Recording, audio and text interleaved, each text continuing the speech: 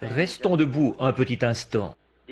Dieu bien-aimé, nous te sommes reconnaissants de cet autre privilège que nous avons de nous tenir dans la maison de Dieu et d'adorer le Dieu vivant. Nous sommes si reconnaissants de ce que ce privilège nous soit encore accordé dans ce pays. Et alors aussi nous avons de la reconnaissance pour ces gens fidèles, Seigneur, qui ont parcouru de nombreux milles, des centaines de milles, beaucoup. Et certains d'entre eux vont essayer de rentrer en hâte ce soir, en roulant sur les routes nationales et le long de la route nationale. Ô Dieu, je te prie d'être avec eux et de les aider. Guide-les, ô Père. Nous te remercions de nous avoir envoyé cette petite averse qui a rafraîchi l'air temporairement. Et Père, nous te prions de venir nous rencontrer ce soir dans ta parole. En effet, c'est pour ça que nous nous sommes rassemblés, Seigneur. C'est pour te rencontrer dans la parole. Aide-nous, Seigneur, afin que notre rassemblement soit tellement utile à ton royaume et que nous soyons tellement secourus que nous puissions venir au secours des autres. Accorde-nous ces choses que nous demandons au nom de Jésus. Amen. Vous pouvez vous asseoir. Je sors de quelques entretiens privés et juste avant que la réunion commence, Billy m'en avait donné toute une pile, tellement que je ne savais pas trop par où commencer.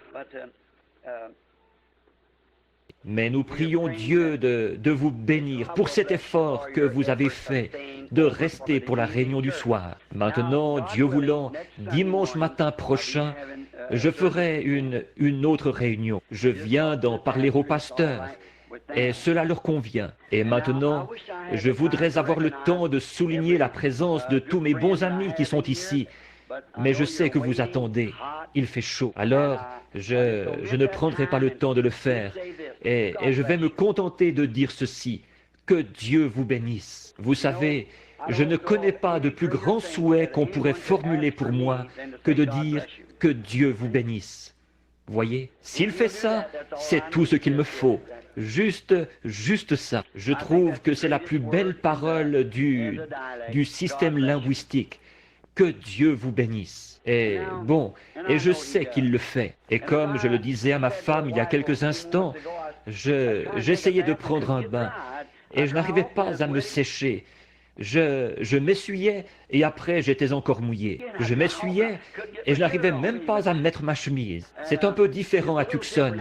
Il fait à peu près 2 fois plus chaud qu'ici, mais ce qu'il y a, c'est qu'on n'a pas de sueur. Il n'y a aucune humidité dans l'air. Alors ça s'évapore dès qu'on sort. On met un bassin d'eau là et il n'y en a plus. On ne peut pas transpirer. Parce que c'est tout simplement absorbé avant qu'on puisse transpirer. On transpire, oui, mais ça ne se voit jamais. Alors ici, j'ai essayé, je me suis donné un mal fou pour me sécher. Alors, et je suis trempé en ce moment. J'étais là-bas dans la pièce et nous y avons fait venir 7 ou 8 personnes, des cas urgents, et qu'il fallait voir tout de suite. Maintenant, la raison pour laquelle je vous retiens ici et que je vous demande de venir, c'est parce que je considère que c'est utile pour nous. Je ne ferai pas ça, mes amis. J'ai trop d'estime pour vous, pour faire ça. Juste de venir pour entendre parler quelqu'un, ou pour écouter ce que moi je pourrais avoir à dire, ou quelque chose. Je ne ferai pas ça. Ce ne serait pas bien. Ce ne serait pas de montrer que je vous aime, juste de venir comme ça. Et je ne crois pas que vous venez, même si je sais que vous m'aimez, comme moi je vous aime. Et alors, je le sais. Sinon, vous ne feriez pas les choses que vous faites. Alors, j'ai assez d'estime pour vous.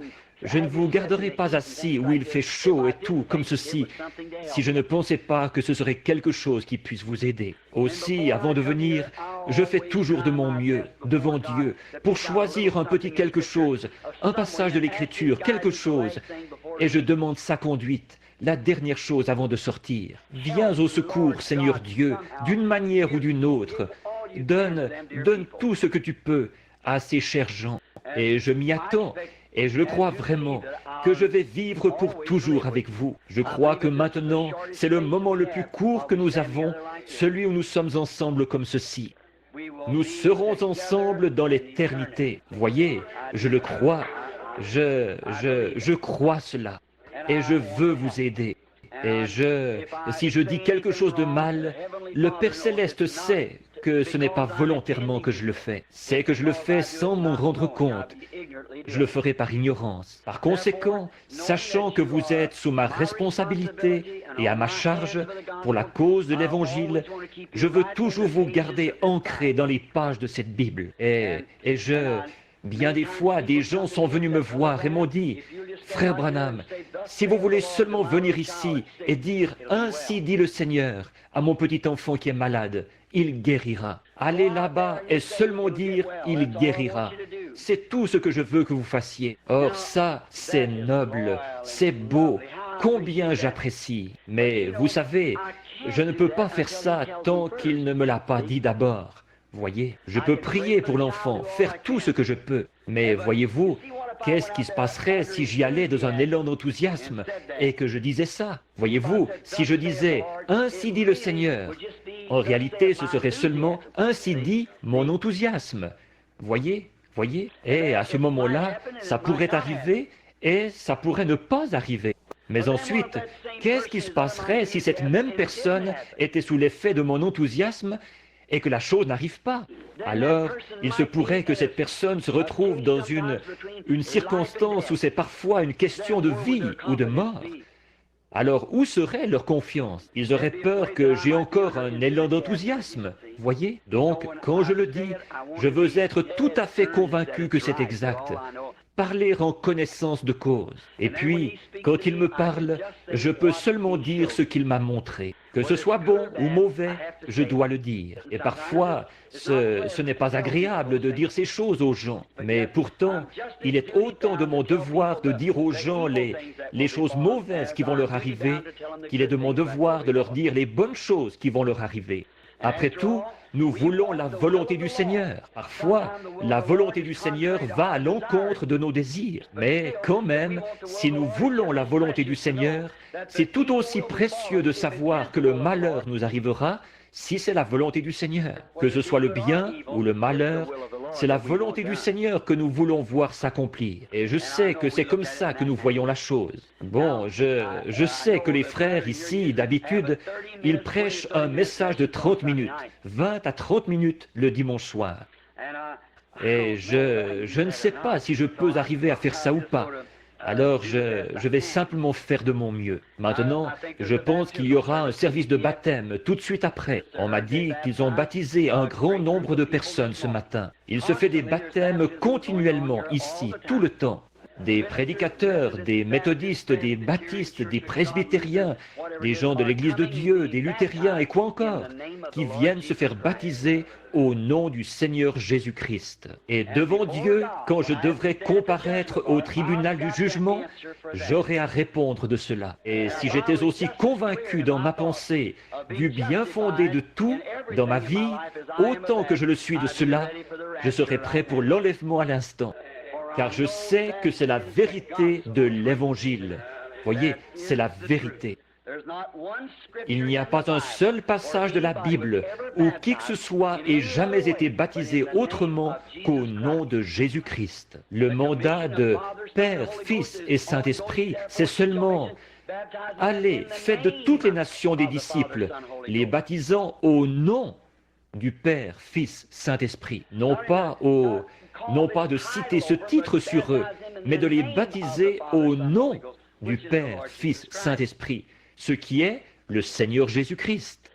Dans la Bible, tout le monde a été baptisé au nom de Jésus-Christ. Et la Bible dit que quiconque en retranchera une seule parole, ou y ajoutera une seule parole, de quelque manière que ce soit, malheur à eux. Alors, j'ai déjà bien assez à craindre, sans ajouter quelque chose ou retrancher quelque chose de l'Écriture. Ça m'a attiré des ennuis bien des fois, mais je m'en tiens strictement à cela.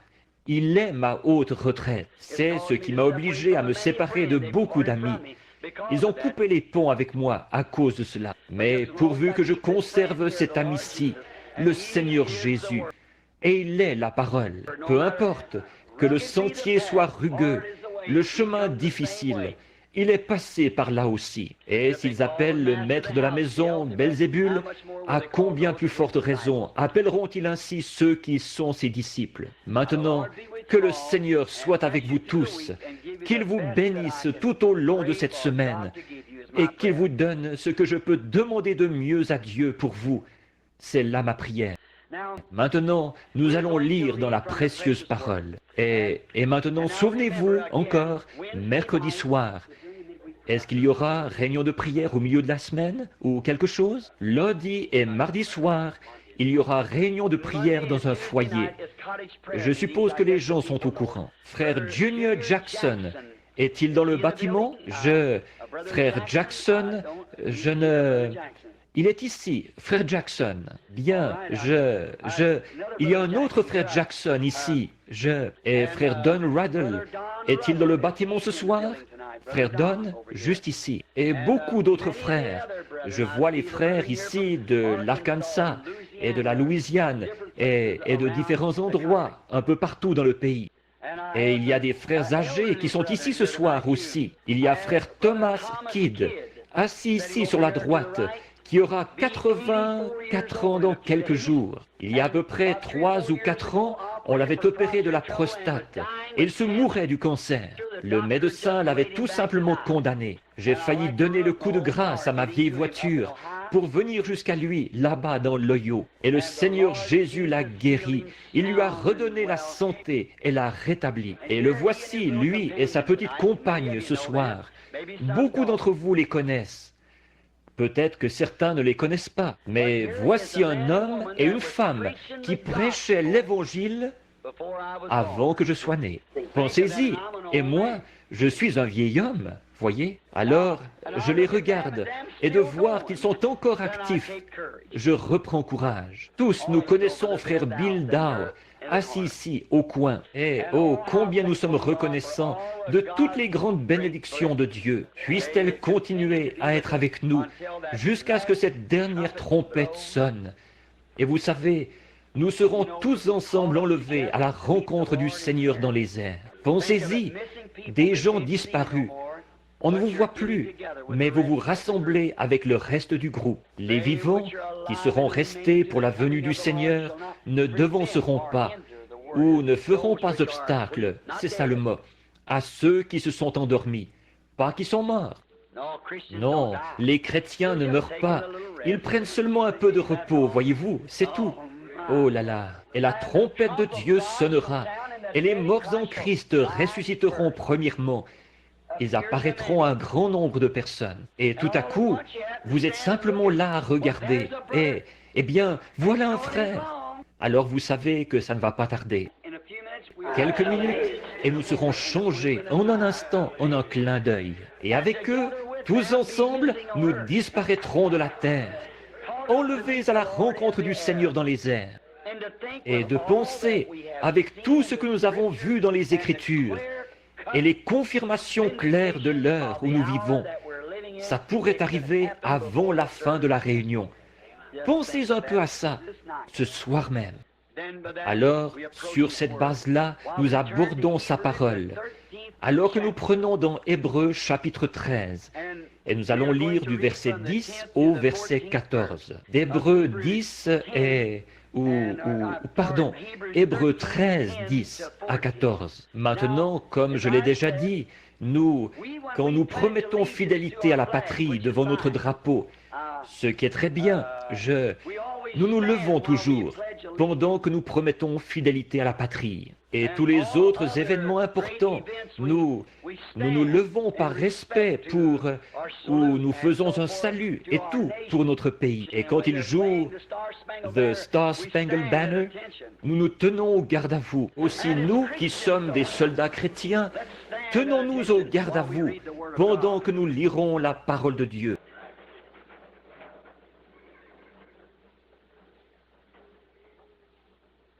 Écoutez attentivement la lecture de la parole. La raison pour laquelle j'aime la lire, mes paroles pourraient faillir, mais pas les siennes. Alors, si je lis sa parole, Seulement cela, vous serez bénis. Le verset 10 du chapitre 13 d'Hébreux. Nous avons un autel dont ceux qui font le service au tabernacle n'ont pas le pouvoir de manger. Les corps des animaux dont le sang est porté dans le sanctuaire par le souverain sacrificateur pour le péché sont brûlés hors du camp. C'est pour cela que Jésus aussi, afin de sanctifier le peuple par son propre sang, a souffert hors de la porte. Sortons donc pour aller à lui, hors du camp, en portant son opprobre, car nous n'avons point ici-bas de cité permanente, mais nous cherchons celle qui est à venir. Seigneur Dieu, toi qui es le responsable de ces paroles, et qui est responsable de t'en être occupé tout au long des âges, pour voir à ce qu'elles parviennent jusqu'à nous sans mélange. C'est la pure parole de Dieu, vierge.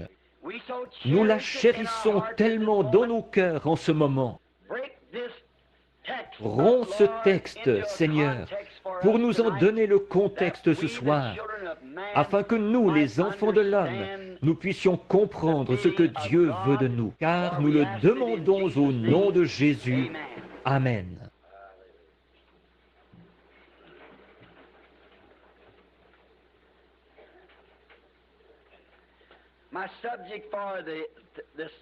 Mon sujet de ce soir, c'est sortir du camp.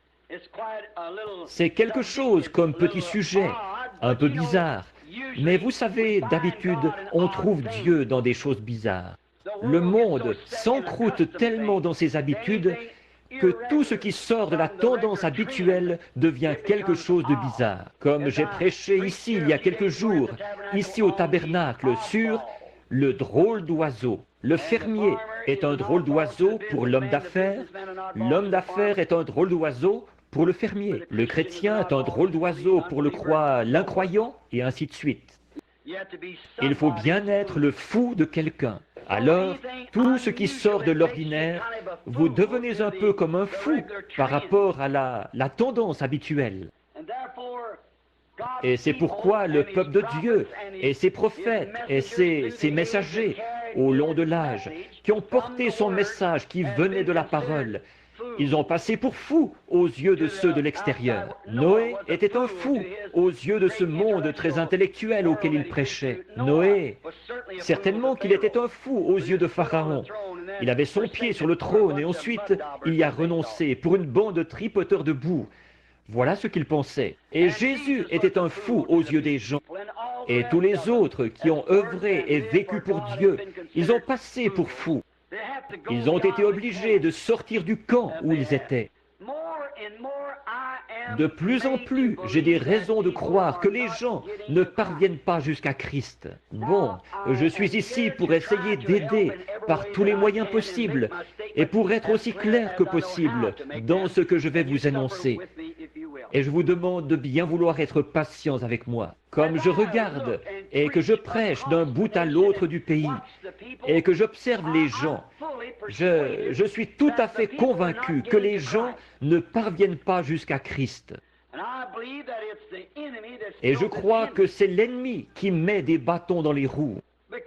En effet, la raison pour laquelle je crois ceci, ce n'est pas lui l'objet vers lequel ils ont été dirigés. Ils ont été dirigés soit vers un dogme, une doctrine, un parti, une expérience, une sensation, ou quelque chose comme ça, au lieu d'être dirigés vers Christ, la parole. C'est pour ça, je pense, que les gens font reposer leur destination éternelle sur un dogme quelconque, ou sur une sensation quelconque. Par exemple, certains disent « J'ai dansé dans l'esprit, j'ai parlé en langue, j'ai senti du feu partout sur moi. » Savez-vous que toutes ces choses-là peuvent être imitées par le diable? Il n'y a qu'une seule chose qu'il ne peut pas imiter, c'est la parole. Pendant le débat entre lui et Jésus, Jésus l'a vaincu à tous les coups. Il est écrit, la parole. Et je crois aujourd'hui que la raison pour laquelle les gens ne viennent pas à Christ, c'est parce qu'ils sont dirigés, beaucoup d'entre eux, vers une dénomination. Venez adhérer à notre Église, ou lisez notre catéchisme, ou croyez notre doctrine, ou un genre de système quelconque. On leur indique la mauvaise direction. Et leurs actions et la vie qu'ils mènent sans Christ prouvent par leur propre vie. C'est confirmé par cela même. Par exemple, je ne veux pas blesser qui que ce soit, mais en parcourant le pays dans tous les sens, j'ai condamné les cheveux courts chez les femmes. C'est la Bible. J'ai condamné le port des shorts chez les femmes, l'utilisation des produits de maquillage. Et à chaque année, c'est pire. On voit par là qu'il y a un autre doigt quelque part qui leur indique une autre direction. Elles ne parviennent pas jusqu'à Christ. Elles disent, nous faisons partie d'une église. Notre église ne... Ce que votre église croit, ça n'y change rien. Dieu a dit, c'est mal. Et si elles parvenaient vraiment jusqu'à Christ, elles arrêteraient de faire ça. Et ce n'est pas tout, mais l'homme prendrait position s'il parvenait jusqu'à Christ, et il s'opposerait à ces choses. Les maris ne permettraient pas à leurs femmes d'agir comme ça. Un vrai homme ne veut pas que sa femme agisse comme ça. Un jeune homme de la ville, ici, l'autre jour, a failli tuer 2 garçons. Ils étaient à un certain poste d'essence. Les gens de Jeffersonville, vous avez vu ça dans le journal. Voilà cette jeune fille qui se présente à un poste d'essence, avec presque rien sur le dos du tout. Et les 2 jeunes hommes qui étaient assis là ont passé un commentaire. Et le pompiste a failli tuer les 2 garçons. Il a été arrêté à cause de ça et poursuivi en justice. Le juge lui a demandé, « Pourquoi avez-vous s'est-elle habillée comme ça ?» Il a dit, « Moi, je la trouve mignonne. » Or, il y a quelque chose qui ne va pas chez cet homme-là. Peu m'importe qu'il soit même s'il est un pécheur, il y a quelque chose qui ne va pas chez lui. Son amour envers cette femme-là ne peut pas être authentique et qu'il la laisse s'exhiber en appât pour les chiens comme ça. Il y a quelque chose qui ne va pas. Est-ce que les hommes n'ont encore jamais compris qu'ils pouvaient juger entre ce qui est bien et ce qui est mal? Avez-vous vu les nouveaux maillots de bain qu'ils ont sortis? Êtes-vous au courant de la prédiction que j'ai faite, que les femmes finiraient par en venir aux feuilles de figuier il y a 33 ans de ça? Et maintenant, on les habille avec des feuilles de figuier, des jupes transparentes. La parole du Seigneur ne faillit jamais, voyez? Et la chose devait se produire juste avant le temps de la fin, en venir de nouveau à une feuille de figuier. Je le lisais dans le magazine Life. Cela a été prononcé il y a 33 ans, avant que les femmes sombrent dans la déchéance. Il a été dit comment elles agiraient en ce jour-ci. Et les voilà, qu'elles porteraient des vêtements d'hommes et quelle l'immoralité de la femme, que ça dégénérerait dans cette nation. La plus dégradée de toutes les nations du monde, c'est l'Amérique, ici. C'est la plus souillée de toutes. Ça, c'est selon les statistiques. Le pourcentage des mariages et divorces dans cette nation est plus élevé que partout ailleurs dans le monde.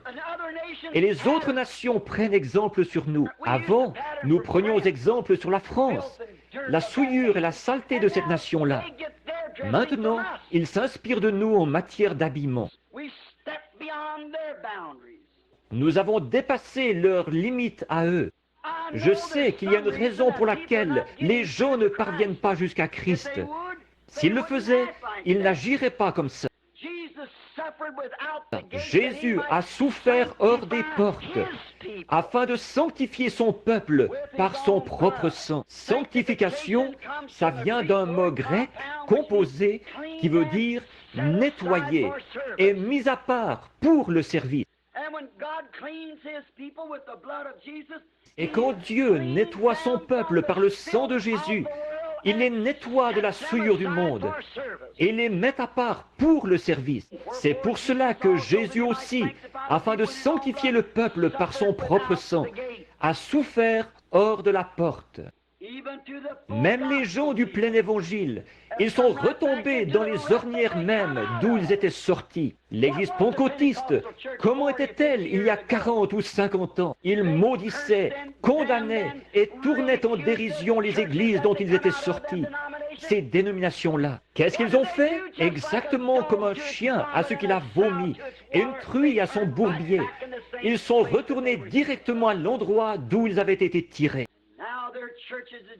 Et maintenant, leurs églises sont tout aussi souillées que les autres. C'était quelque chose, comme je le disais ce matin, comme les gens sont comme Pierre qui disait dans Matthieu 17, 4 à 8, où il disait, « Il est bon que nous soyons ici, dressons 3 tentes. » Mais l'Esprit leur a dit de ne pas le faire.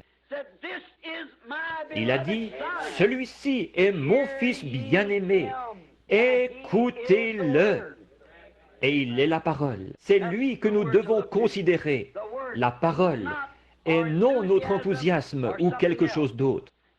Il est ma parole, écoutez-le.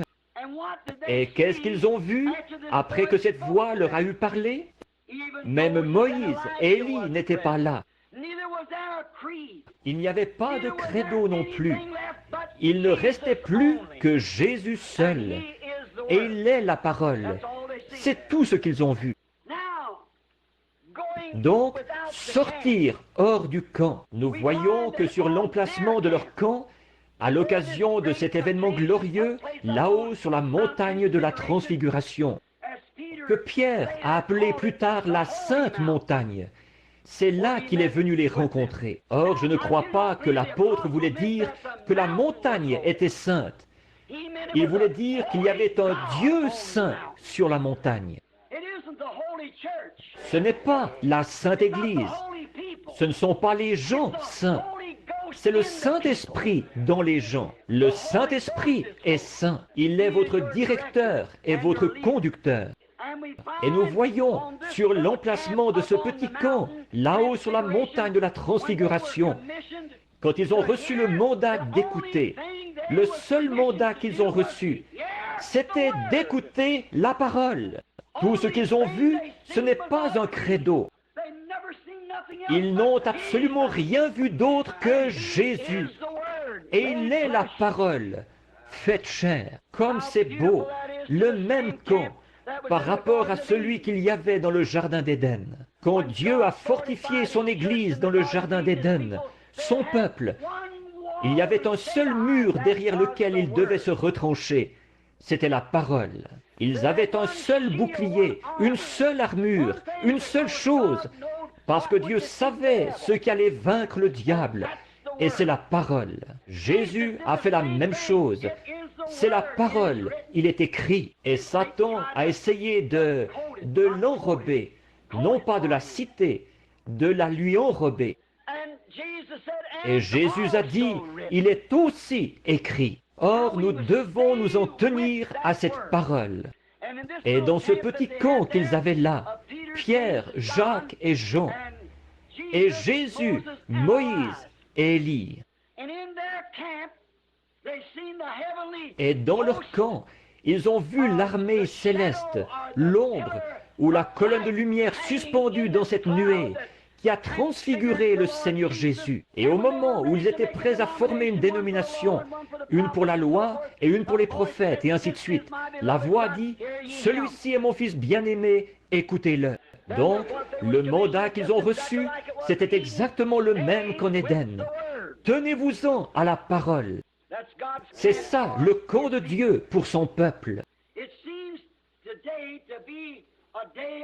Il semble qu'aujourd'hui, c'est un jour où les gens sortent des limites du camp. Dans tout, ils sortent des limites. Vous savez, il y a quelque temps, on m'a dit que maintenant ils ont un avion à réaction qui peut... C'est ce qui fait ce vacarme qu'on entend dans les environs, ce qui fait trembler les fenêtres. C'est quand l'avion a pris tellement de vitesse qu'il franchit son propre son, ce qu'on appelle le mur du son. Et quand il franchit le mur de son propre son, il n'y a presque aucune limite à ce qu'il peut faire. Et je pense que nous tirons une leçon de là. Quand nous franchissons le mur de notre propre son pour entrer dans la parole de Dieu, alors il n'y a aucune limite à ce que Dieu peut faire avec un homme qui est prêt à sortir du camp de l'homme, j'entends. Maintenant, nous voyons là, sortir du camp, sortir de ceci. Je vois que Satan, lui aussi, il entraîne son peuple à sortir du camp de la raison, à sortir du camp du bon sens. Satan qui entraîne son peuple à sortir du camp de l'autre côté. Dieu qui entraîne son peuple à sortir du camp de cet autre côté, ici. Et Satan les a fait sortir du camp de la simple décence. Quand on en arrive au point où les gens, et qu'ils puissent se conduire et agir et s'en tirer en faisant les choses qu'ils font aujourd'hui, côté moralité. Je n'arrive pas à concevoir qu'un homme puisse exhiber sa femme, habillée comme ça, et ensuite claquer quelqu'un pour l'avoir insulté. Cela dépasse les limites du bon sens. Il devrait faire preuve de plus de jugement. Cela dépasse les limites de la simple décence. Où est le point d'arrêt? Vous qui avez mon âge, homme ou femme, je pourrais vous demander ceci. Qu'est-ce qui serait arrivé si ma mère ou votre mère, il y a une 50aine d'années, était sortie dans la rue en portant un de ces shorts ou un bikini ou le nom que vous donnez à ça? La police les aurait ramassés immédiatement et les aurait fait enfermer à l'hôpital psychiatrique. Une dame qui serait sortie de chez elle en sous-vêtements, elle devrait être à l'hôpital psychiatrique parce qu'il y a quelque chose qui ne va pas mentalement. Et si c'était de la déficience mentale de faire une chose pareille à l'époque, c'est certainement le signe que la folie s'est installée quelque part. C'est encore de la déficience mentale. C'est de franchir les limites de la raison, de la souillure. Et quand un homme peut fumer la cigarette, alors que les médecins lui prouvent que des milliers de gens meurent chaque année à cause de ça, et qu'il va quand même continuer à tirer des bouffées de cigarettes, on dirait bien qu'il y a quelque chose qui ne tourne pas rond mentalement chez cet homme-là. Et quand un homme est frappé d'une commotion mentale et qu'il n'arrive pas à reprendre ses sens, ses activités, il va passer tous les cabinets de médecins du pays pour trouver ce qui ne va pas chez lui.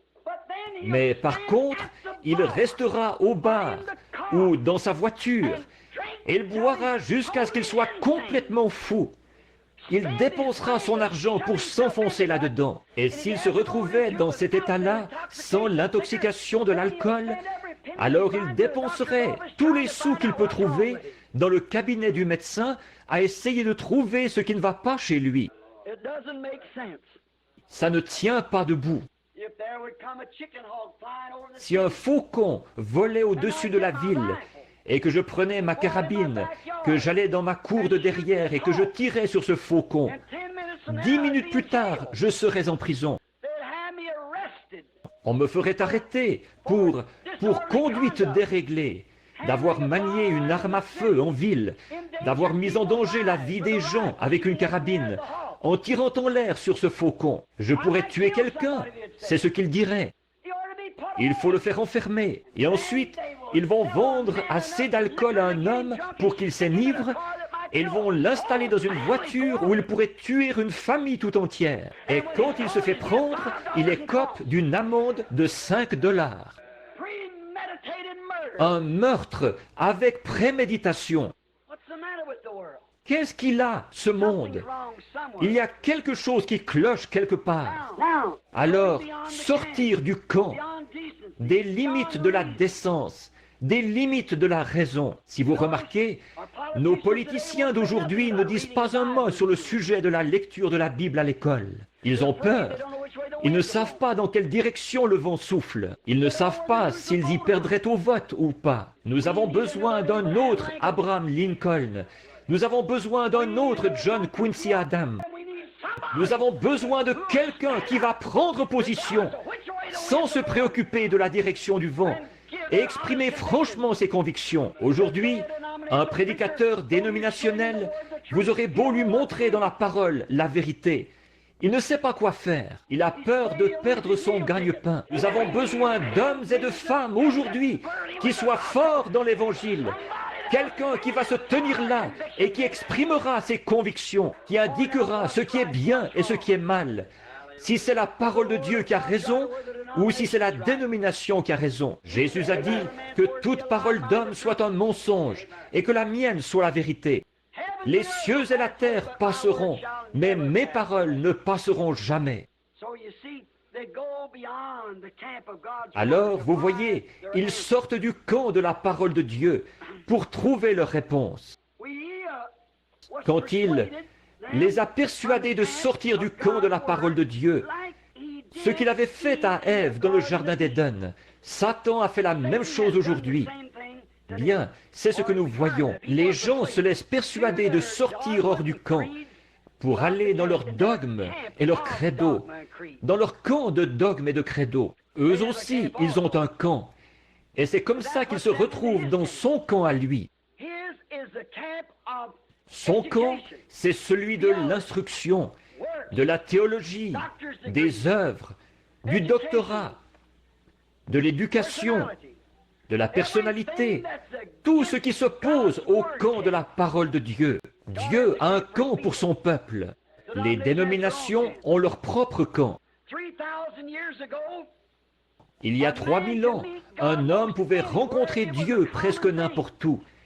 C'était chose courante pour un homme de rencontrer Dieu. Mais pourquoi ne le rencontre-t-il pas aujourd'hui? Il y a plus de gens, des milliers de milliers, et des millions de gens de plus qu'il y a 3000 ans. Et pourtant, Dieu est une espèce d'antiquité dont on a déjà parlé, de l'histoire ancienne. Les gens ne rencontrent pas Dieu en personne, comme ils le faisaient il y a bien des années. Comme je le disais, environ 3000 ans. Ce n'est pas courant pour un homme de rencontrer Dieu. Si un homme en parle, il passe pour un fou, quelqu'un qui a perdu la tête. C'est tellement inhabituel pour eux. Dans le cas d'Abraham et dans son camp, mais c'était presque un fait journalier pour Abraham de rencontrer Dieu. Il lui parlait. Non seulement cela, mais quand ils sont allés à Guérar faire un séjour là-bas, nous voyons que là-bas, Dieu était dans le camp avec Abimelech, un Philistin. C'était chose très courante. Ils vivaient dans le camp de sa présence. Aujourd'hui, ils vivent dans leur propre camp. Et ils n'ont aucun rapport avec le camp de Dieu. Ils ne veulent avoir aucun rapport avec lui. Parce que pour le monde, c'est du fanatisme. Pour eux, c'est du fanatisme. Mais souvenez-vous, quand Dieu a établi le premier camp pour les gens, il les a fortifiés par sa parole. C'est toujours ce qu'il fait. Mais aujourd'hui, dans leur camp, ce n'est pas ce qu'ils font. C'est pour cette raison qu'on n'entend pas beaucoup parler de Dieu. Or, je crois que le camp, Moïse par exemple, la façon dont il a rencontré Moïse dans le désert. Moïse avait un camp là-bas, où il faisait paître les brebis de son beau-père, Jéthro, derrière le désert. Et un jour, ce vieux berger de 80 ans, il a vu une lumière, une colonne de feu dans un buisson qui brûlait. Et il a rencontré Dieu, un homme qui fuyait Dieu. Le lendemain, parfois de rencontrer Dieu, ça vous fait faire des choses bizarres. Moïse, le lendemain, il était très bizarre. Il a fait asseoir sa femme à califourchon sur un mulet, avec un bébé sur la hanche, et avec sa longue barbe qui pendait, un bâton tordu à la main, il est parti en Égypte pour prendre le contrôle du pays. Ça, c'était vraiment ridicule à voir. Où vas-tu, Moïse? Je m'en vais en Égypte. Pourquoi? Pour prendre le contrôle. Il avait rencontré Dieu. Une invasion par un seul homme. Ça semblait vraiment très étrange. Mais ce qu'il y a, c'est qu'il a réussi. Parce qu'il avait rencontré Dieu. C'est comme une seule personne qui irait prendre le contrôle de la Russie. C'est tout ce qu'il faut, une seule personne dans la volonté de Dieu. Moïse était dans la volonté de Dieu. Et c'était un bâton tordu qu'il avait à la main. Pas une épée, un bâton. Les choses inhabituelles que Dieu fait. Mais souvenez-vous, Moïse a dû sortir du camp où il avait vécu pour accomplir ceci. En effet, il avait été là-bas avec toute une armée et il n'avait pas réussi. Avec toutes les armées de l'Égypte, il n'avait pas réussi. Mais un jour, Dieu l'a invité à venir dans son camp. Il a dit, « Qui es-tu » Il a dit, « Je suis celui qui suis. » Non pas « J'étais » ou « Je serai ». Au temps présent, je suis le Dieu d'Abraham, d'Isaac et de Jacob. J'ai entendu les cris du peuple et je me souviens de ma promesse. Et c'est le moment où elle doit s'accomplir. Je t'envoie, Moïse, avec ce bâton que tu as à la main. Qu'est-ce qu'il y a eu? Bon, les gens ont pensé qu'il était fou. Mais qu'est-ce qu'il avait fait? Il était sorti de son propre camp. Pharaon l'avait instruit pendant 40 ans dans le camp de l'école. Et il avait échoué. Et Dieu a mis un autre 40 ans pour sortir tout cela de lui. Toute son instruction et toute sa théologie, ce qu'il avait appris, il a fallu 40 ans pour faire sortir tout cela de lui. Et ensuite, Dieu l'a utilisé pendant 40 ans. Dieu a beaucoup de mal à préparer son homme. Mais vous voyez, il n'a jamais pu avoir l'emprise sur Moïse tant que Moïse n'est pas sorti de son propre camp fait de main d'homme, sorti de la manière militaire de faire les choses et de la manière naturelle de faire les choses pour se tourner vers la manière surnaturelle de faire les choses. Ensuite, quand il est entré dans ce camp-là, Dieu a pu l'utiliser. Maintenant, nous voyons que dans ce désert, nous remarquons quand ils ont pris position et qu'ils sont sortis de l'Égypte pour entrer dans le camp de Dieu, ils sont sortis du camp des sacrificateurs et de tous ceux qui leur disaient « Vendez-vous comme esclaves pour le temps qu'il vous reste ». Quand Moïse, le prophète, est venu et qu'il a confirmé que la parole de Dieu était proche, que Dieu, qui avait fait la promesse, était là pour délivrer les gens, ils sont sortis du camp où ils se trouvaient pour entrer dans le camp de la parole promise de Dieu de l'heure. Ils ont cru ce prophète-là parce que le signe, la confirmation prouvait qu'il s'agissait précisément de la parole de Dieu. Et les choses qu'il a faites ont prouvé que c'était juste. Et la colonne de feu l'a suivi tout le long du trajet, prouvant qu'il s'agissait de la parole de Dieu. Or, dans ce camp, des miracles, des signes et des prodiges, il y en avait dans ce camp. Ils les ont fait sortir pour les emmener dans le désert. Ils ont quitté leur camp naturel. Ils ont quitté le camp de la boue. Ils ont quitté le camp fait de paille et de briques pour demeurer dans des tentes, là-bas dans le désert, où il n'y avait pas de grain ni rien d'autre. Parfois, Dieu nous demande de faire des choses qui, selon notre façon de penser, sont insensées. Et si jamais vous quittez le camp de votre propre raisonnement, c'est là que vous trouverez Dieu. Remarquez, quand ils sont partis dans le désert, il y a eu des miracles, des signes, quand ils sont passés dans ce camp-là. Maintenant, souvenez-vous, ils ont quitté le camp de l'Égypte et ils sont partis dans le désert avec le camp de Dieu. Comment savez-vous que ça l'était? Dieu avait dit, « Ton peuple séjournera pendant 400 ans, mais je les ferai sortir par une main forte et je leur donnerai ce pays-ci. » Et ils étaient en route en suivant une lumière confirmée, un prophète confirmé, avec des signes, des prodiges, démontrant que Dieu était dans le camp. Et ils étaient en route. Ils avaient une colonne de feu, ils avaient un prophète, ils avaient de la manne, ils avaient des eaux vives. Amen. Ils avaient changé de campement. Ils ont été obligés de le faire. Ils n'auraient pas pu voir ces choses en Égypte. Ils ont été obligés de changer de campement pour pouvoir voir le surnaturel. Et les gens d'aujourd'hui aussi, ils seront obligés de changer de camp, de sortir de ces dénominations qui disent « Les jours des miracles sont passés, le baptême du Saint-Esprit, ça n'existe pas. » Et tous ces passages de l'Écriture, là, c'est faux, c'est bon pour un autre âge. Vous serez obligés de changer de campement, de sortir de ce camp-là pour aller là où tout est possible. Toutes ces choses confirmaient sa présence dans le camp. Maintenant, remarquez, alors eux, ils avaient formé un camp fait de main d'hommes, de tradition et de credo, après la mort de Moïse. Et Dieu a traité avec les gens pendant de nombreuses années. Dieu n'est plus dans son camp, dans leur camp, parce qu'ils se sont formés un camp par leurs propres moyens. Souvenez-vous, quand ils ont été appelés à sortir de l'Égypte, Dieu leur avait fourni un prophète. Il leur avait fourni un agneau pour le sacrifice. Il leur avait fourni tout ce dont ils avaient besoin. Une parole, un signe, un miracle, un prophète pour les conduire, une expiation pour prendre soin d'eux, la colonne de feu pour les conduire. Et une fois arrivés dans le désert, ils n'étaient toujours pas satisfaits. Ils voulaient avoir quelque chose à faire eux-mêmes. La grâce avait fourni tout cela. Maintenant, ils voulaient avoir quelque chose à faire eux-mêmes pour pouvoir former une organisation, faire des histoires, se quereller, s'énerver. Qui allait être le souverain sacrificateur?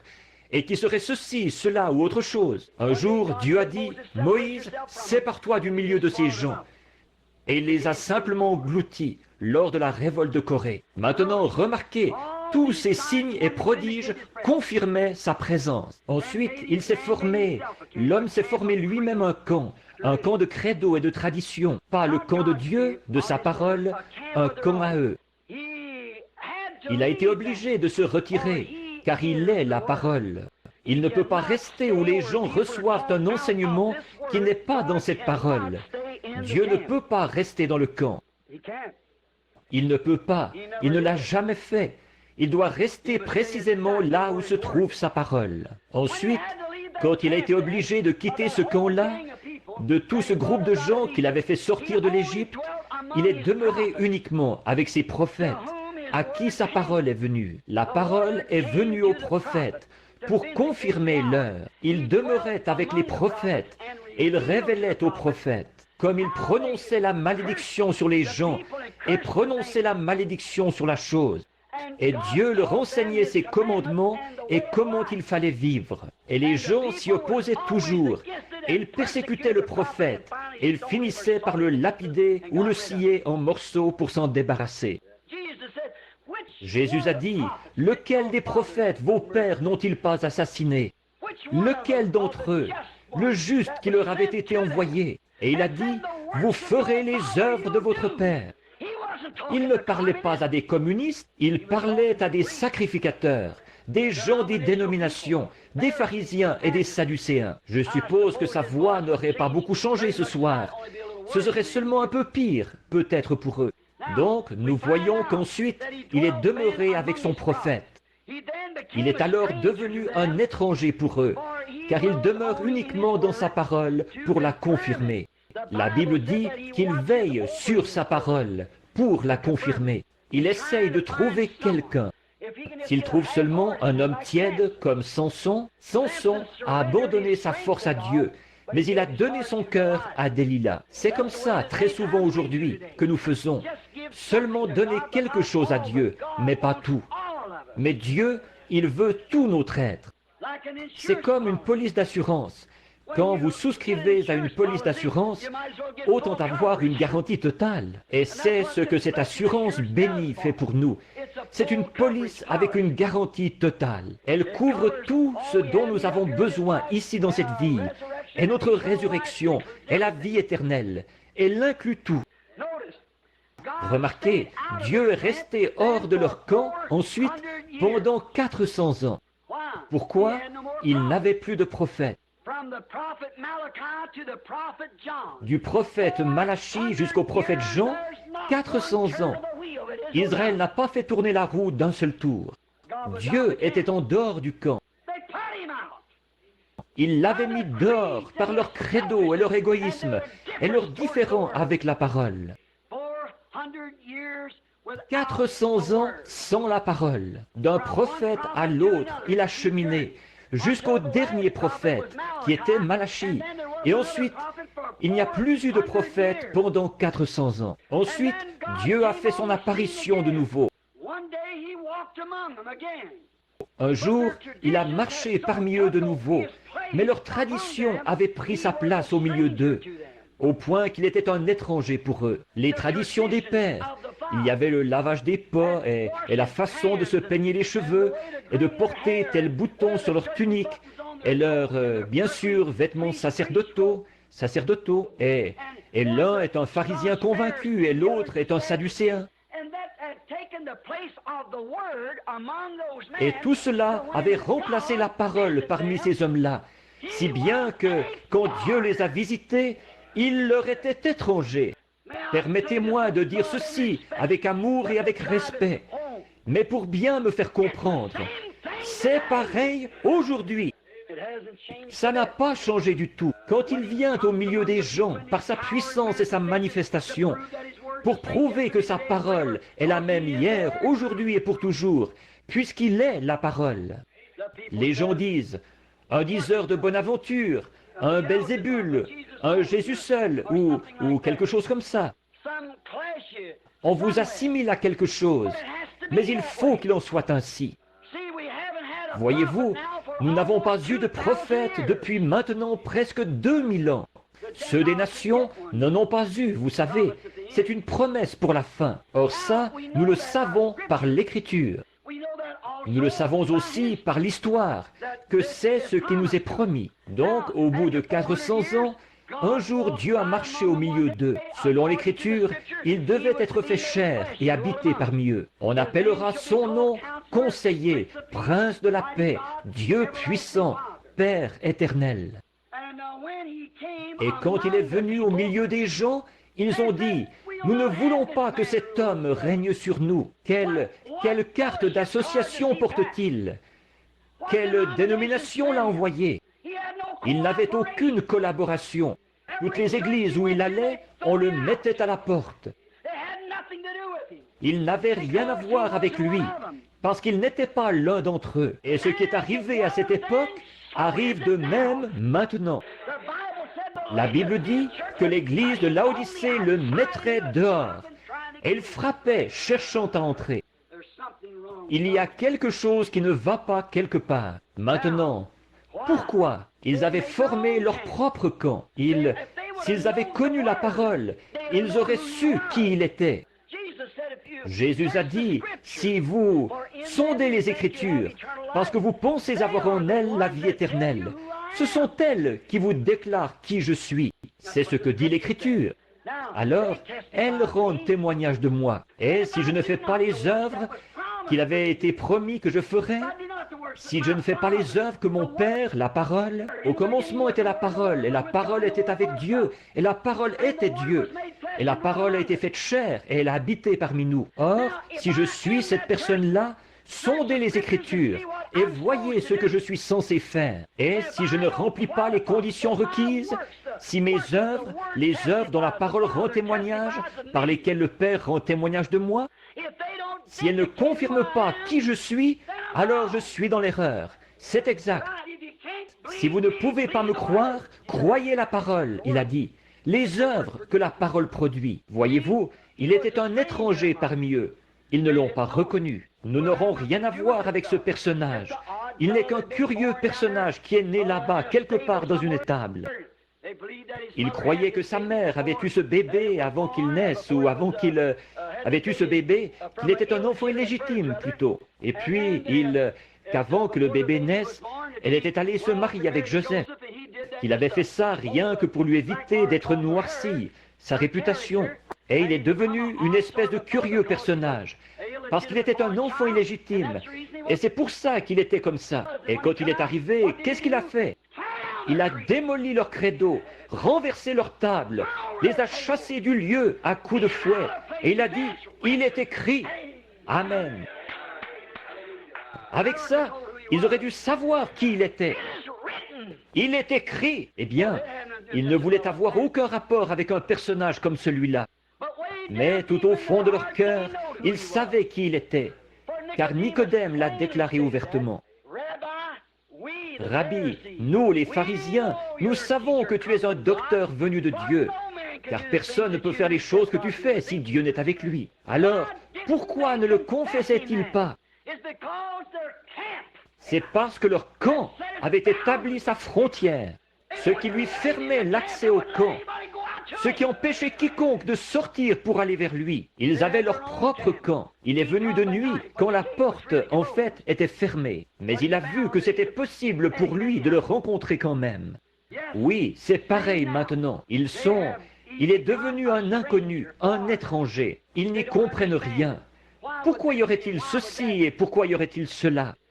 Alors que la parole elle-même rend témoignage que ceci, c'est exactement ce qui est censé être fait en ce jour. Nous en avons parlé, et maintes fois, mais c'est la vérité. Pour eux, dans leur camp, il était un fanatique, un violateur de leurs traditions, un trouble-fête dans leurs églises. En fait, rien qu'un diseur de bonne aventure, un spirit, ce qu'on appelle Belzébul. Voilà ce qu'il était. Et je crois que s'il venait au milieu de nous aujourd'hui, il serait la même chose pour nous. En effet, nous avons une tradition, nous avons une dénomination, nous n'arrivons même pas à nous entendre entre nous. Pourquoi? Il n'y a qu'un lieu où les hommes arrivent à s'entendre, c'est sous le sang versé. Et le sang a été versé comme germe de vie pour féconder cette semence, la parole. Sans cela, nos barrières dénominationnelles vont toujours tenir les gens éloignés. Mais il serait un étranger aujourd'hui. On dirait la même chose de lui. On agirait envers lui. On l'expulserait du camp. Et saviez-vous, la même Bible qui dit qu'il serait abandonné des hommes, hommes de douleur, habitués à la souffrance, et qu'ils ont rejeté. Et nous l'avons considéré comme frappé et humilié par Dieu. L'Écriture même qui déclarait cela, qui s'était crié dans son chant, « Mon Dieu, pourquoi m'as-tu abandonné? Tous mes os, ils me regardent. Ils ont percé mes mains et mes pieds. » Pendant qu'ils chantaient cet hymne dans l'église, leur sacrifice, le Dieu qu'ils croyaient servir, ils étaient en train de le crucifier. Il en est de même aujourd'hui. Le Dieu même. Regardez ce que le prophète a dit, Amos, quand il est arrivé à Samarie. Il a plissé ses petits yeux quand il est monté là et qu'il a vu cette ville remplie de péchés. Des femmes couchées dans la rue avec des hommes. Une Amérique contemporaine. Quand il l'a parcouru du regard, il a plissé les yeux. Il n'avait personne pour le parrainer. Il n'avait pas de carte d'association. C'est Dieu qui l'avait envoyé. Les gens allaient-ils écouter son message? Non, ils n'allaient pas l'écouter. Mais il a prophétisé et il a dit, le Dieu même que vous prétendez servir vous détruira. Et je dis au nom de Jésus-Christ, le Dieu même que cette nation qui prétend être une nation religieuse, le Dieu même qu'ils prétendent servir, les détruira dans leur iniquité. Il exterminera toutes les dénominations de la face de la terre, ce qu'ils prétendent servir. Donc remarquez, il les a réprimandés et ils l'ont expulsé de leur camp. Jésus a souffert hors du camp. Ils l'ont expulsé du camp, à l'extérieur, bien au-delà des limites de leur camp. Nous voyons que la Bible dit qu'en ce dernier jour, dans cet âge de Laodicée, il ferait la même chose. On les expulserait du camp. Maintenant, observez ce qu'il dit de faire, maintenant pour conclure. Expulser du camp, là où on brûlait les sacrifices. C'était l'endroit tout indiqué pour lui. Il était le sacrifice. Maintenant, frères, sœurs, savez-vous que chacun de vous, vous devez vous sacrifier? Vous devez être le sacrifice de Dieu? Sacrifiez les choses du monde, sacrifiez vos propres plaisirs dans ce monde, sacrifiez les choses du monde. Savez-vous pour quelle raison les gens ne veulent pas le faire? Vous savez, un mouton n'a qu'une seule chose à offrir, c'est sa laine. Et bon, il ne lui est pas demandé de produire ou de fabriquer de la laine cette année. Il lui est demandé de porter de la laine. Il ne nous est pas demandé de fabriquer quelque chose. Il nous est demandé de porter le fruit de l'esprit, c'est-à-dire que ce qu'il y a à l'intérieur du mouton, ce qu'il est à l'intérieur, c'est ce qui produit la laine à l'extérieur. Et quand un homme a Christ à l'intérieur, c'est ce qui le rend semblable à Christ à l'extérieur. Ce n'est pas quelque chose d'artificiel, de fabriqué. Eh bien, nous voyons qu'à ce moment-là, quand Christ revient, comment est-ce qu'on le traite? Exactement comme au commencement. Il en a toujours été ainsi. Alors, il les a tellement réprimandés qu'ils les ont expulsés de son camp. Et ils l'ont traité comme un pécheur. Et effectivement, il est devenu péché pour nous. Maintenant, après des centaines d'années, oui, presque 2000 ans, il a visité leur camp de nouveau, conformément à sa parole promise, qui disait qu'il le ferait au dernier jour. Il a visité le camp de nouveau. Il a visité le camp pour manifester cette parole aujourd'hui, tout comme il a visité à cette époque-là et qu'il l'a fait à l'époque de Moïse. Ce n'était pas Moïse qui faisait ces choses. Moïse était un homme, c'était Christ. Considérez Joseph, sa vie, aimé de son père, haï de ses frères parce qu'il était un voyant. Et ils l'ont haï sans raison. C'était leur seule raison de le haïr. Un type parfait d'aujourd'hui, tout à fait. L'Église, de nouveau, ils haïssent ce qui est spirituel. Et nous voyons qu'il a été vendu pour presque 30 pièces d'argent. On le pensait mort. Il a été sorti de là et mis en prison, comme Jésus l'a été sur la croix. Un homme a été perdu et un homme a été sauvé. Et il a été retiré de là pour aller à la droite de Pharaon. C'est exactement ce qui est arrivé à Jésus. Il y a eu David qui a passé dans les rues en pleurant, un roi rejeté. Et il s'est assis sur la montagne en pleurant sur Jérusalem. Ce n'était pas David, le fils de David, quelques centaines d'années plus tard, s'est assis sur la même colline et il a pleuré parce qu'il était rejeté comme roi parmi son propre peuple.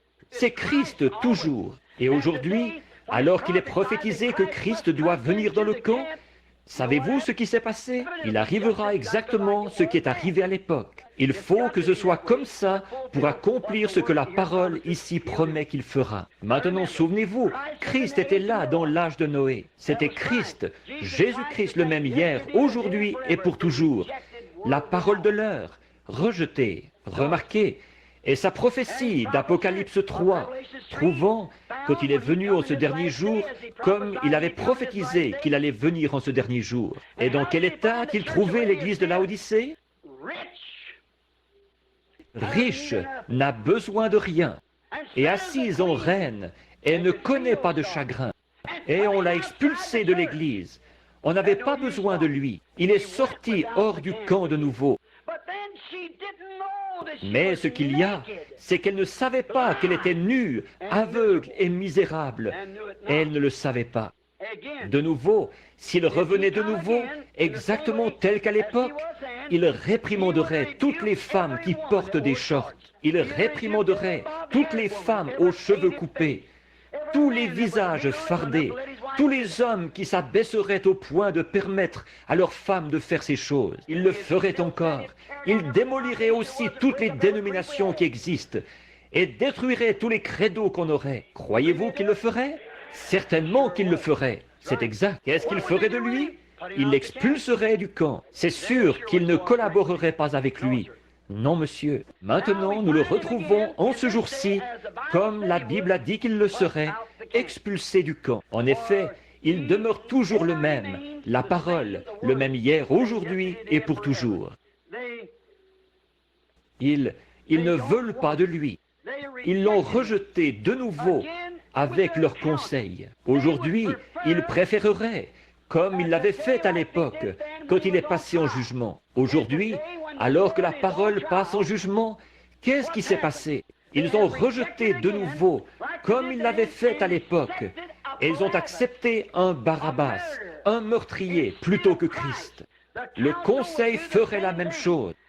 Et aujourd'hui, parce qu'ils ont rejeté la parole et la confirmation parfaite de l'heure, ils se sont vendus et ils ont préféré un Barabbas, le Conseil mondial des églises, un meurtrier de la parole. Il renie sa parole, renie son baptême, renie sa puissance, renie ses signes. Et encore une fois, par un credo ou une tradition, de porter son col tourné vers l'arrière et tout. En se forgeant des credos et tout, ils essayent par des bonnes œuvres. Ils n'avaient pas été destinés à la vie au départ. Ils n'avaient rien en eux pour croire. Celui qui me connaît connaît mon Père. Et comme le Père m'a envoyé, moi aussi je vous envoie. Le Dieu qui a envoyé Jésus a accompagné Jésus. Il était en lui. Et le Jésus qui vous envoie vous accompagne. Il est en vous. Celui qui croit en moi fera aussi les œuvres que je fais. Allez par tout le monde et prêchez l'Évangile à toute la création. Qu'il soit noir, jaune, blanc, brun, quoi qu'il soit. Voici les signes qui accompagneront ceux qui auront cru. Jusqu'où? Par tout le monde et à toute la création. Un jeune prédicateur baptiste, il n'y a pas longtemps, à Tucson, il est venu me voir en disant, « Frère Branham, voici votre problème. Vous essayez de faire de cet âge un âge apostolique. » Il a dit, « Un âge apostolique pour aujourd'hui, ça n'existe pas.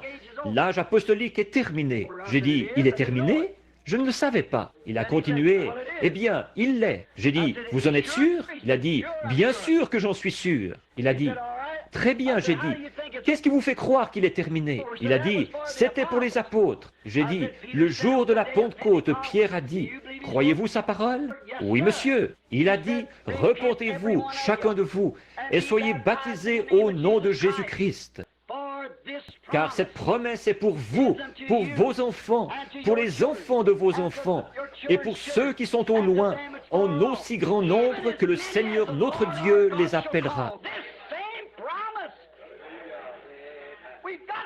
Cette même promesse, nous devons revenir à elle. Le docteur Simon-Pierre a rédigé une ordonnance. La Bible dit, n'y a-t-il point de baume en Galade? N'y a-t-il point de médecin? Eh bien, vous savez, si vous prenez l'ordonnance d'un médecin, quand il découvre une maladie dans votre corps et qu'il rédige cette ordonnance, vous faites mieux de la faire exécuter, de trouver un vrai pharmacien qui va l'exécuter telle qu'elle est rédigée. En effet, il doit mettre telle quantité de poison et telle quantité d'antidote, la quantité que votre système peut supporter. Vous voyez, elle a déjà été éprouvée, elle a fait ses preuves, et vous devez prendre cette ordonnance-là. Sinon, si vous laissez un charlatan modifier ça, quelqu'un qui ne sait pas comment doser ce médicament-là correctement, il va vous tuer. Et si c'est trop faible, ce qu'il met dedans, ça ne vous fera aucun bien. Voilà le problème chez beaucoup d'entre vous, les médecins. Vous modifiez l'ordonnance. Pierre a dit, je vais vous donner une ordonnance perpétuelle, pour vous, pour vos enfants, et pour ceux qui sont au loin, en aussi grand nombre que le Seigneur notre Dieu les appellera. Non pas, venez adhérer, mais repentez-vous, chacun de vous, et soyez baptisés au nom de Jésus-Christ pour la rémission de vos péchés, et vous recevrez les résultats. Amen, le Saint-Esprit, car la promesse, cette ordonnance est pour vous et pour vos enfants. Maintenant, certains d'entre vous, les charlatans, cessez de rédiger ces ordonnances falsifiées. Voyez, vous tuez vos fidèles. Oui, c'est pour cette raison qu'ils n'arrivent pas à recevoir le vrai. Oui, vous savez, cette même ordonnance, la façon dont le médecin s'y prend pour trouver son médicament, ils se servent toujours et les savants essayent de trouver quelque chose. Ensuite, ils vont l'administrer à un Kobe pour voir si ça va le tuer ou pas. Et puis, vous savez, le médicament, il y a un risque à courir. Vous pourriez retrouver la santé, mais ça pourrait aussi vous tuer, voyez-vous, parce que tout le monde n'est pas comme un Kobe, peut-être. Mais cette ordonnance-ci, ce qu'il y a, c'est qu'elle convient à tous. Et puis, tout médecin vraiment compétent qui a beaucoup de foi dans son médicament, il ne demandera pas à quelqu'un d'autre. Certains d'entre eux sont tellement dégonflés, ils vont l'administrer à un prisonnier condamné à perpétuité et le relâcher s'il y survit, lui faire prendre l'ordonnance. Mais dans ce cas-ci, nous avons eu un vrai médecin. Il est venu et il a pris lui-même l'ordonnance. Voyez, je suis, non pas je serai, je suis la résurrection et la vie, dit Dieu. Celui qui croit en moi vivra, quand même il serait mort. Et quiconque vit et croit en moi ne mourra jamais. Marthe a dit, il a dit, crois-tu cela? Elle a dit, oui Seigneur, je crois que tu es le Christ qui devait venir dans le monde. Les autres auront beau te traiter de tous les noms, moi je l'ai vu. Au calvaire, il a pris lui-même l'injection. Et le matin de Pâques, la mort n'a pas pu le retenir. Je suis la résurrection et la vie. Ils lui ont injecté la mort, mais il est ressuscité, triomphant de la mort, du séjour des morts et de la tombe. Il a pris lui-même l'injection et il a envoyé des médecins qui avaient la révélation de qui il était pour qu'il rédige une ordonnance. Qui dit-on que je suis, moi le Fils de l'homme? Pierre a dit, tu es le Christ, le Fils du Dieu vivant. Il a dit, tu es heureux Simon, maintenant tu as compris. Je te donne les clés du royaume. Ce que tu liras sur la terre, je le lirai dans le ciel. Si tu délies quelque chose sur la terre, je le délierai dans le ciel. Quand les gens ont vu tout ce qui se passait, ils ont dit, que pouvons-nous faire pour recevoir cette inoculation? C'est là qu'il a lu l'ordonnance. Il a dit, maintenant je vais rédiger une ordonnance. Elle est pour vous, pour vos enfants et pour ceux qui sont au loin, en aussi grand nombre que le Seigneur notre Dieu les appellera jamais. Ne modifiez pas l'ordonnance, vous mourrez. Ils l'affaiblissent tellement aujourd'hui, si bien que ce n'est que de l'eau dénominationnelle. C'est exact. Un liquide d'embaumement qu'ils injectent dans un homme mort pour qu'il soit encore plus mort. Oh, mes frères, il y a une véritable onction. Elle sert à la guérison de l'âme. Seulement, ne modifiez pas l'ordonnance. Prenez l'ordonnance exactement telle qu'elle est rédigée. Dieu est obligé à sa parole. Il n'est pas obligé au credo, au dogme ou à la dénomination. Il est obligé à sa parole. Suivez l'ordonnance. C'est le départ, la base. Commencez. Vous vous êtes engagé alors et vous êtes prêt à vous mettre à l'œuvre. Remarquez, hors du camp. Aujourd'hui, ils ont choisi un Barabbas. Alors que l'Évangile a sillonné le monde d'un bout à l'autre, de grands signes et prodiges ont accompagné le réveil. Mais au lieu d'entrer et de passer à l'action, ils s'associent avec Barabbas. Plutôt que d'accepter ces absurdités et tout, dans notre Église, nous garderons le même style que les autres. Maintenant, Rome et tous les autres, ils se sont rassemblés, un Barabbas. Remarquez, à ce moment-là, nous sommes dans ce grand camp-là. Nous sommes invités à sortir de ce camp-là. Jésus aussi, afin de sanctifier le peuple par son propre sang, a souffert hors de la porte. Allons à lui hors de la porte. Observez, en portant son opprobre. Pourquoi jetait-on l'opprobre sur lui? Pas parce qu'il était méthodiste ou baptiste, je peux vous le certifier. Pas parce qu'il était pharisien ou sadducéen. Parce qu'il était la parole confirmée, en portant son opprobre. À cause de quoi?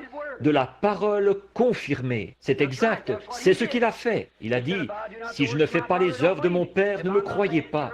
Si je ne suis pas la réponse à toutes les questions des Écritures. Le Jésus du Nouveau Testament, c'était le Jéhovah de l'Ancien. Tout à fait exact. Je crois, comme je vous le disais ici, il y a quelque temps, ou quelque part à une réunion. Ce n'était peut-être pas ici. Le Jéhovah de l'Ancien Testament est le Jésus du Nouveau. Vous vous souvenez quand j'étais à la chasse à l'écureuil ce matin-là, et qu'il y a eu ces 3 grandes tiges là, qui ont tout abouti au même endroit là-bas, sur la montagne. J'étais là à regarder ça. Je me suis approché et j'ai enlevé mon chapeau. J'ai déposé ma carabine, je suis monté. Et une voix qui a secoué les bois a dit, « Le Jésus du Nouveau Testament est le Jéhovah de l'Ancien. Reste fidèle. » Aussi, un peu plus bas, c'est là que les écureuils étaient apparus, alors qu'ils avaient été créés, alors qu'il n'y en avait aucun là. Voyez, c'est la vérité, ça. Voyez, c'est la vérité. Alors Dieu, devant qui je me tiens, sait que c'est la vérité.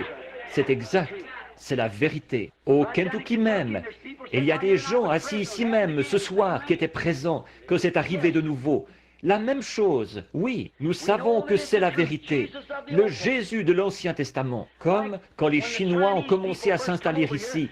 Ils ne savaient ni lire ni écrire notre langue, mais c'étaient de très bons blanchisseurs. Alors on allait à la blanchisserie chinoise. Ils se procuraient simplement des petites étiquettes toutes blanches.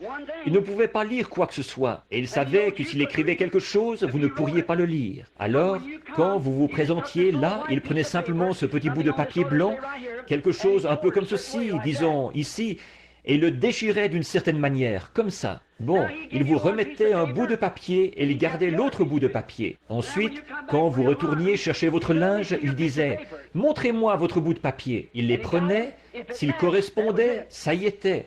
Vos vêtements sales, vous les repreniez nettoyés. Et Jésus a correspondu à chaque prophétie, chaque facette du Jéhovah de l'Ancien Testament, c'est le Jésus du Nouveau. Il a correspondu en tout point. Permettez-moi de dire ceci, avec la crainte de Dieu et avec respect, mais avec amour, mais avec sincérité, en sachant à quoi m'en tenir. Le message de cette heure a correspondu en tout point à ce que la Bible avait annoncé pour cette heure. Maintenant, si vous avez des vêtements sales, apportez-les. Oui, avez-vous été lavé dans le sang de l'agneau? Remarquez, en portant son opprobre, parce qu'il était la parole confirmée. C'était comme ça à l'époque, c'est pareil maintenant. Il est le même hier, aujourd'hui et pour toujours. Hébreux 13, 12 et 13. Nous voyons Hébreux 8, 13, 8 aussi. En portant sa honte de l'Évangile, en portant son nom, il a dit « Je suis venu au nom de mon Père ». Le nom du Père, qu'est-ce que c'est? Il est venu au nom de son Père. Il a dit « Je suis venu au nom de mon Père et vous ne m'avez pas reçu ». Eh bien, le nom du Père, qu'est-ce que c'est? Vous devriez le savoir, je pense. Voyez, en portant l'opprobre de la parole, elle était toujours emportée hors de leur camp. Ils la mettaient à la porte.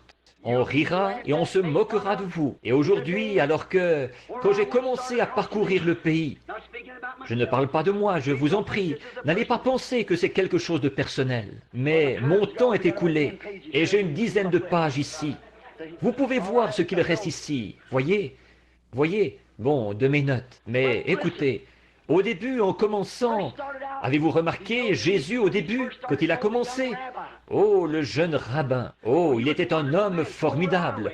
Venez chez nous, venez nous prêcher. Mais un jour, il s'est assis devant eux et il a dit, si vous ne mangez la chair du Fils de l'homme et si vous ne buvez son sang, vous n'avez point la vie en vous-même. Qu'est-ce que vous pensez que les docteurs et les intellectuels de la foule se sont dit? Cet homme est un vampire. Voyez, il veut qu'on boive du sang humain. C'est trop pour nous, ça. Éloignez-vous de lui. Les sacrificateurs disaient qu'il était fou. Je le crois. Et la Bible dit qu'ils sont partis. Il avait aussi avec lui 70 prédicateurs qui avaient été ordonnés. Il a dit, je ne peux pas les garder avec moi. Alors, il a tourné les yeux vers eux, il a dit, que direz-vous quand vous verrez le Fils de l'homme monter au ciel, d'où il est venu? Or, il n'a jamais expliqué ces choses-là. Il les a simplement laissées telles quelles. Voyez, ils ont dit, Fils de l'homme? Quoi? Nous mangeons avec cet homme. Nous pêchons avec lui. Nous nous étendons sur le rivage avec lui. Nous avons vu le berceau dans lequel il a été bercé. Nous connaissons sa mère. Nous connaissons son frère. Qui peut recevoir une chose comme celle-là? Et la Bible dit, il n'allait plus avec lui. Ensuite, il s'est tourné vers Pierre et les autres. Il a dit, j'en ai choisi 12. Vous 12, des milliers qu'il avait, il en est maintenant à 12. Il a dit, j'en ai choisi 12, et l'un de vous est le diable. Je le savais dès le commencement. Il a dit, maintenant, voulez-vous aller avec eux? Il n'avait pas à dorloter et à chouchouter, et je te prendrai comme diacre si tu acceptes d'adhérer à mon église. Voyez, ce n'était pas son intérêt personnel qu'il cherchait. Il ne l'a même jamais expliqué. Les disciples non plus, ils ne pouvaient pas l'expliquer. Mais si vous vous souvenez, il venait de leur dire, « Je vous connaissais avant la fondation du monde. Je vous ai destiné à recevoir la joie avec moi. » Voyez, voilà ce que c'était avant la fondation du monde. Prédestiné. Ces apôtres se sont tenus là, tout à fait inflexibles. Ils ne pouvaient pas expliquer comment ils allaient faire pour manger sa chair et boire son sang. Ils ne pouvaient pas comprendre comment il était descendu alors qu'il avait été là avec eux tout le temps. Ils ne pouvaient pas l'expliquer. Les gens ne pouvaient pas l'expliquer. Personne ne pouvait l'expliquer. Mais Pierre a prononcé ces paroles mémorables. Ce n'est pas étonnant qu'il lui ait donné les clés. Il a dit, « Seigneur, à qui irions-nous? Nous sommes convaincus. Nous savons que tu es, toi et toi seul, la confirmation de la parole promise pour aujourd'hui. Nous savons que toi seul, tu as la parole de la vie. Nous ne pouvons pas expliquer ces choses, mais nous les croyons quand même. » La petite Marthe a dit, « Mon frère est mort. Il est étendu dans la tombe. Il se décompose. Il sent. Seigneur, si tu avais été ici, mon frère ne serait pas mort. Mais même maintenant, tout ce que tu demanderas à Dieu, Dieu te l'accordera. » Oh là là, il a dit, « Je suis la résurrection et la vie. Celui qui croit en moi vivra, quand même il serait mort. Quiconque vit et croit en moi ne mourra jamais. Crois-tu cela? Elle a dit, oui Seigneur. Je ne peux pas l'expliquer, mais je le crois. Je crois que tu es le Christ qui devait venir dans le monde. Je crois par l'écriture qui a été consignée que tu as rempli les conditions requises. Il a dit, où l'avez-vous enseveli? Oh là là, il va se passer quelque chose. C'est immanquable. Toutes les roues se rejoignent au bon moment. Voyez, il s'est rendu jusqu'à la tombe. La Bible dit, son aspect n'avait rien pour nous plaire. Probablement un petit homme aux épaules tombantes. Il s'est tenu là avec ses petites épaules qui s'affaissaient, fatigué et épuisé par cette marche. Il a dit, Lazare, sors! Et un homme qui était mort depuis 4 jours s'est levé sur ses pieds. Une femme de la science chrétienne. Excusez-moi si je vous blesse, ce n'est pas volontaire. Une femme de la science chrétienne qui venait à cette église ici est venue me voir dehors un jour. Elle a dit, Monsieur Branham, elle a dit, j'aime votre façon de prêcher, mais il y a une chose sur quoi vous mettez trop l'accent. J'ai dit, quoi? Elle a dit, vous faites trop de cas de Jésus. J'ai dit, j'espère que c'est tout ce que lui, il a à me reprocher.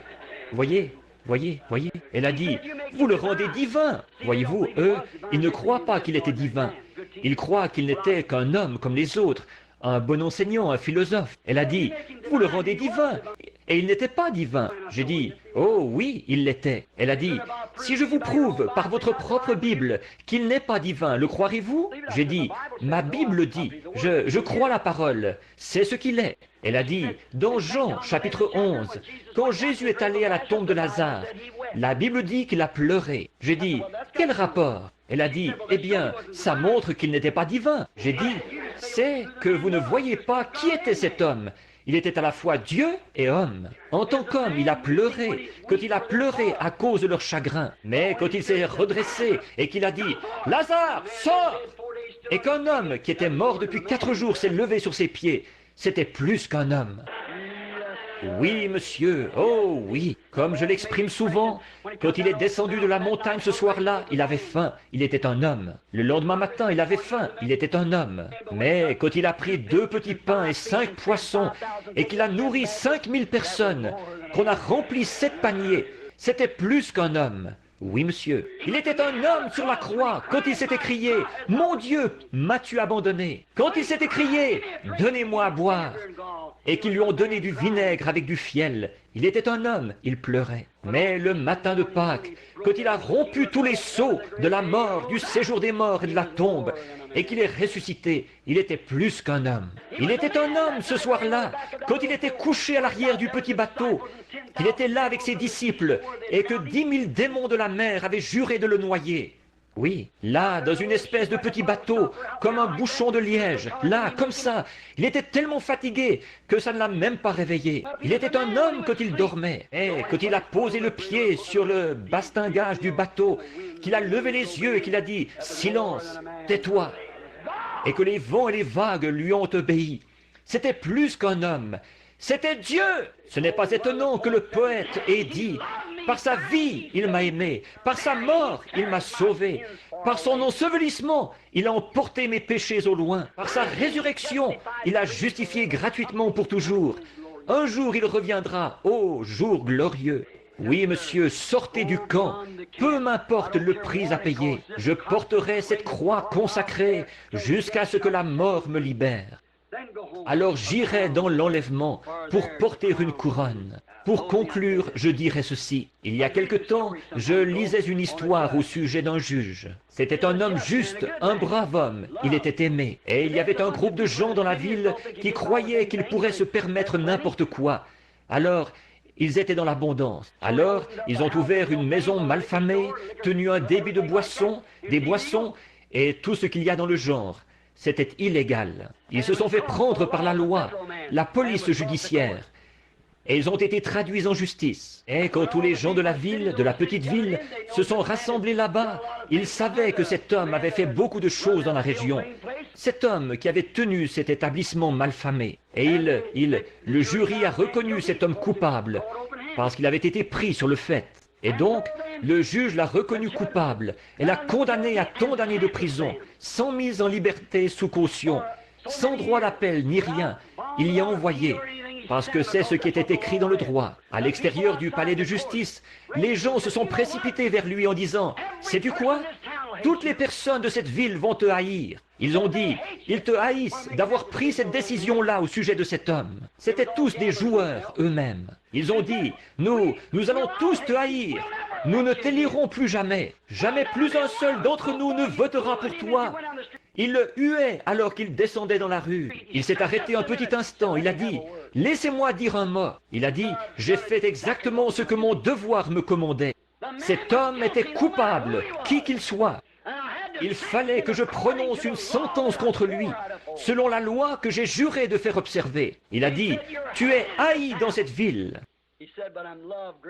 Il a dit, « Mais je suis beaucoup aimé chez nous par les miens. » Nous pourrions penser la même chose, si vous me permettez l'expression. J'ai défendu ce pourquoi j'ai été sauvé, faire observer la parole de Dieu. Je sais que les dénominations me haïssent à cause des choses que je dis, mais je suis beaucoup aimé dans sa maison, parmi son peuple.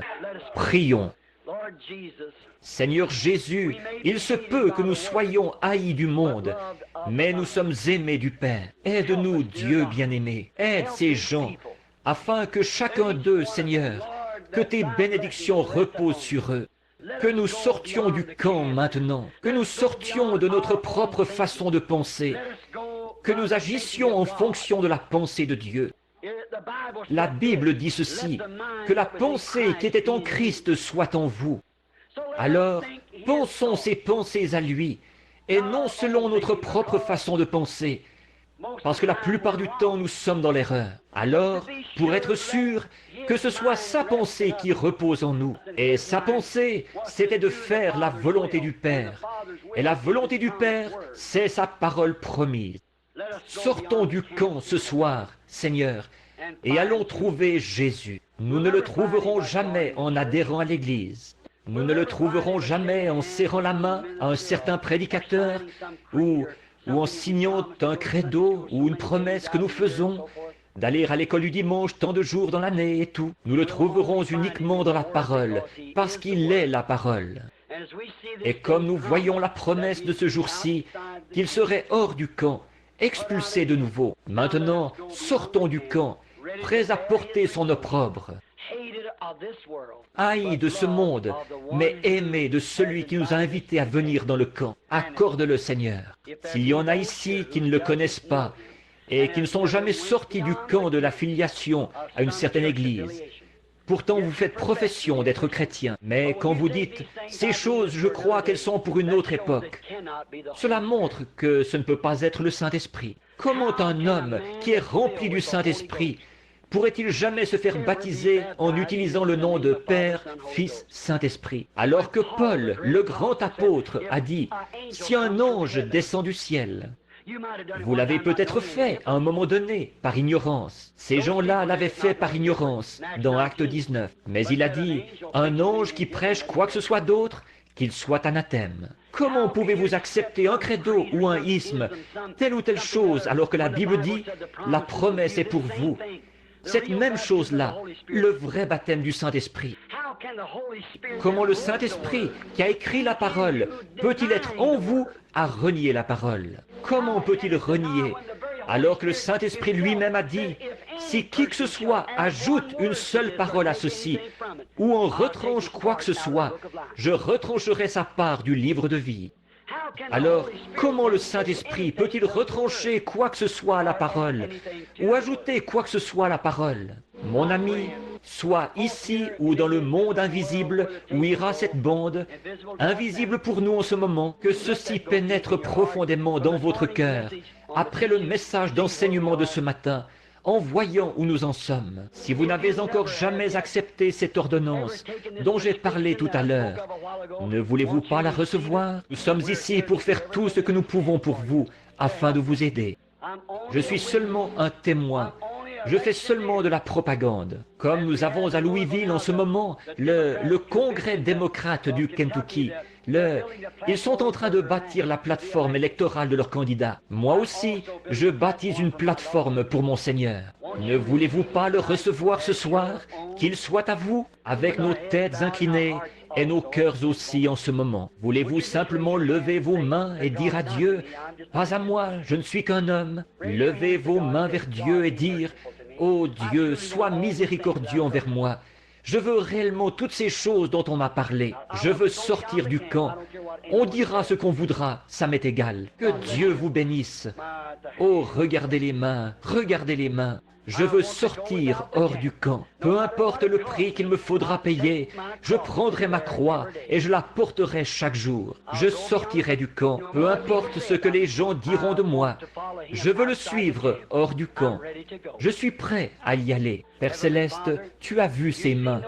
Peut-être 100 personnes ou plus dans le bâtiment ont levé la main. Seigneur, il y a quelque chose qui est près d'eux en ce moment. Une autre personne, la personne de Christ, celui qui est invisible à l'œil naturel. Et c'est lui qui les a poussés à prendre une décision. Dans leur propre vie, ils savent, quand ils se regardent dans la glace, ils voient qu'il leur manque quelque chose. Et ils veulent que leur vie soit façonnée selon la promesse de Dieu. Et ils ont levé la main avec une sincérité profonde. Aide-les, Seigneur, à venir à la grande porte ce soir de la bergerie. Puissent-ils entrer gentiment et humblement. Accorde-le. Ils sont à toi, Seigneur. Parle à leur cœur. Ils n'auraient pas pu prendre cette décision-là. Ils n'auraient pas pu lever la main sans qu'il y ait eu quelque chose de surnaturel. Cela montre qu'il y a une vie là, quelque part. En effet, selon la science, la pesanteur nous empêcherait de lever les mains. Mais il y a quelque chose qui les a frappés, leur faisant défier la loi de la pesanteur et lever la main vers le Créateur qui les a amenés ici. Oui, je veux aller jusqu'au bout. Je veux sortir du camp ce soir. Seigneur, le baptistère est prêt pour la première démarche après la repentance.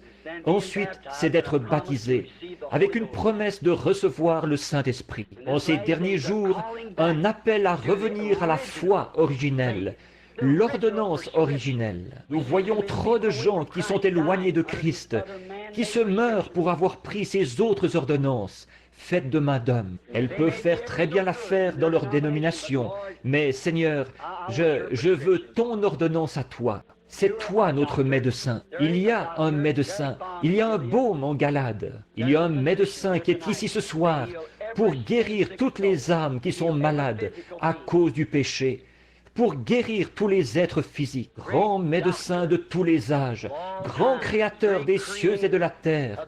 Viens maintenant, s'il te plaît, au milieu de nous et parle-nous, au nom de Jésus-Christ. Pendant que chacun prie dans son cœur, Seigneur Jésus, aide-moi en ce moment. Et si vous n'avez jamais été baptisé et que vous êtes convaincu, je n'ai pas prêché sur le baptême, mais que vous êtes convaincu que vous devriez vous faire baptiser du baptême chrétien, la seule manière dont tout chrétien, qu'est-ce qui se passerait si vous arriviez là-bas, baptisé d'une autre manière? Alors que ce même Jésus a dit, celui qui retranchera une seule parole, ou ajoutera une seule parole, la part de celui-là sera retranchée du livre de vie. Jésus l'a dit, et il a dit, toutes les Écritures sont inspirées et doivent s'accomplir. Maintenant, vous savez ce qu'il en est. Qu'est-ce que vous allez en faire?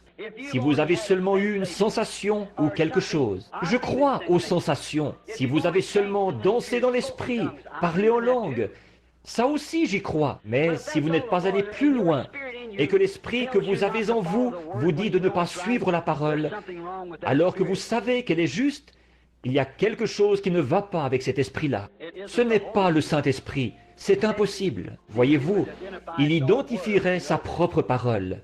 Ça, vous le savez. Préparez à venir maintenant, pendant que nous prions.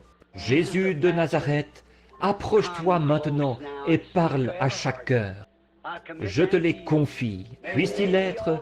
Toutes ces mains, ce sont des trophées du message, Seigneur, venant de toi et de ta grande et auguste présence qui est avec nous en ce moment. Et sensible à l'esprit peut détecter que tu es ici. Cette impressionnante atmosphère sacrée, accorde-le, Seigneur, à l'instant, au nom de Jésus-Christ. avec nos têtes inclinées. S'il y a des hommes ici qui voudraient se faire baptiser au nom de Jésus-Christ, qui veulent se repentir, qui veulent rechercher le baptême de l'Esprit, il y a une pièce disponible à ma gauche. Pour les femmes, c'est à droite. Il y aura quelqu'un là pour vous donner des directives. Il y a des vêtements de baptême prêts, tout. Maintenant, pendant que nous gardons la tête inclinée en chantant,